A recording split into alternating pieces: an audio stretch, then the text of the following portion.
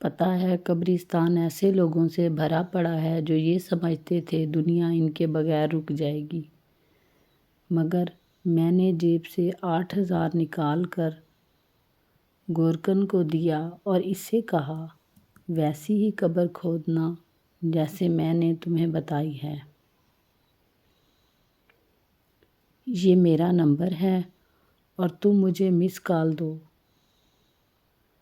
اس نے چپ چاپ پیسے پکڑے اور میرا نمبر ملایا، مجھے مس کال دی اور چلا گیا۔ نہ اس کی آنکھوں میں درد تھا نہ دکھ، کیونکہ اس کی روزی روٹی قبر کھودنے سے جڑی ہوئی تھی۔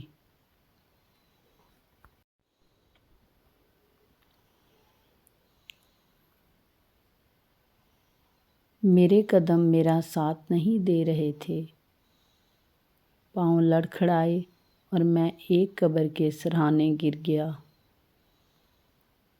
ہمت کر کے اٹھا تو قبر کے کتبے پر بڑا سا لکھا ہوا نظر آیا، نام رانا امیر علی، جس کے سرہانے سے بارش کا پانی اندر جا کر قبر میں تباہی مچا چکا تھا۔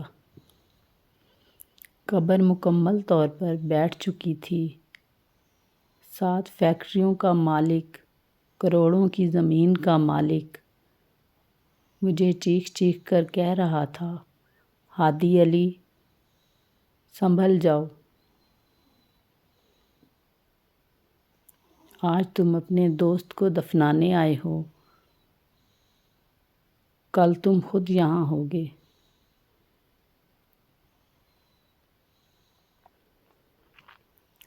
مجھے یاد پڑتا ہے کالج کے زمانے میں ایک دوست کی فوتگی کی جھوٹی خبر ملی تو بھاگتا ہوا اس کے گھر پہنچا۔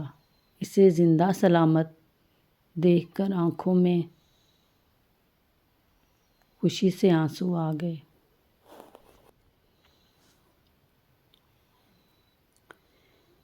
اسے بہت لان تان کی تو وہ کہنے لگا، اگر میں مر جاتا تو شہر شجاع آباد کی دکانیں اس طرح نہیں کھلی ہوتی، بلکہ پورا بازار بند ہوتا۔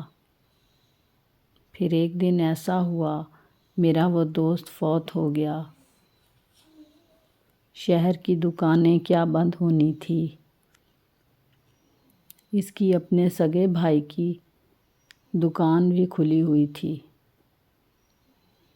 بھائی سے پوچھا تو کہنے لگے، دودھ دہی خراب ہو جائے گا، جنازہ میں کافی ٹائم ہے، میں ان کو بیچ کر آتا ہوں۔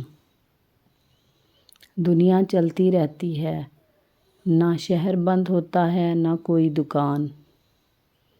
اگر آپ کو میری ویڈیو اچھی لگے تو پلیز میرے چینل کو سبسکرائب کریں، بیل آئیکن کو پریس کریں تاکہ آنے والی نئی ویڈیو سب سے پہلے آپ کو مل سکے، اور مجھے اجازت دیں، ملتے ہیں اگلی ویڈیو میں، تب تک کے لیے اللہ حافظ۔